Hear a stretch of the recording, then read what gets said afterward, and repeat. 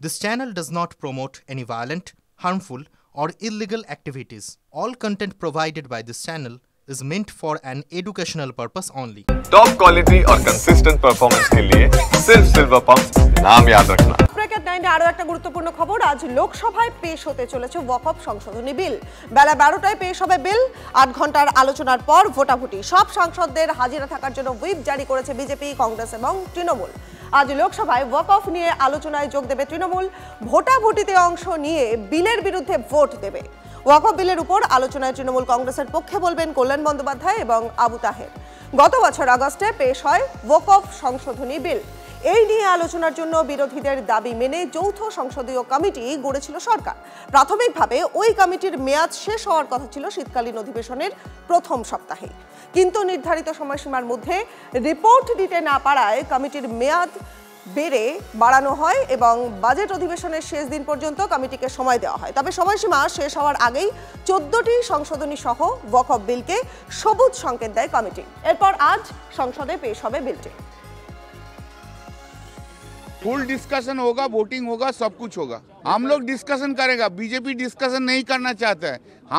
we want to discuss the matters in the floor of the parliament. We want to participate in the voting, but BJP will not allow to discuss.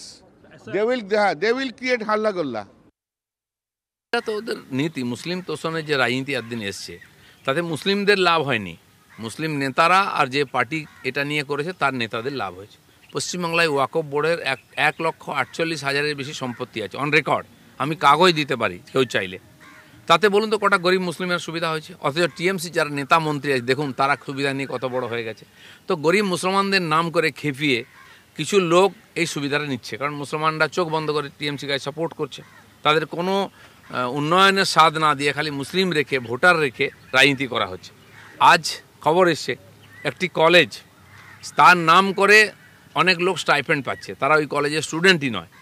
এরা এই যে ওয়াকফ বোর্ডের নাম করে যেমন লুট করা হচ্ছে, মুসলিমদের ছাত্রদের স্টাইপেন্ডকে নিয়ে কেন্দ্র সরকারের পাঠানোর টাকা ভাগ হয়ে যাচ্ছে, লুট হয়ে যাচ্ছে। যাদের নাম আছে তারা ছাত্র নয়, তাদের কোনো অস্তিত্ব নাই, একটা বিশেষ শ্রেণী সেই টাকা লুট করছে। সেই ডকুমেন্ট আমাদের কাছে এসছে। কেন্দ্র সরকার ওয়াকফ অ্যামেন্ডমেন্টের নামে ওয়াকফ সম্পত্তি দখলের অপচেষ্টা চালাচ্ছে। এর বিরুদ্ধে আমরা ছিলাম, আছি, থাকব।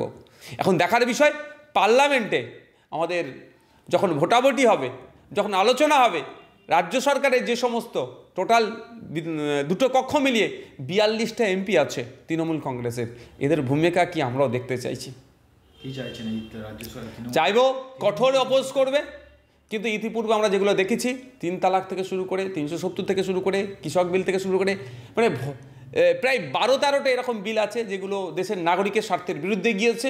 সেই সময় এরা ওয়াকআউট করে বা প্রেসিডেন্ট না থেকে এনআরসি সিএর সময় আমরা দেখেছিলাম ভোটাভুটিতে অংশগ্রহণ না করে পেছন দরজাদের পালিয়েছিল। এবারে ওই ভুল কাজ করবে না।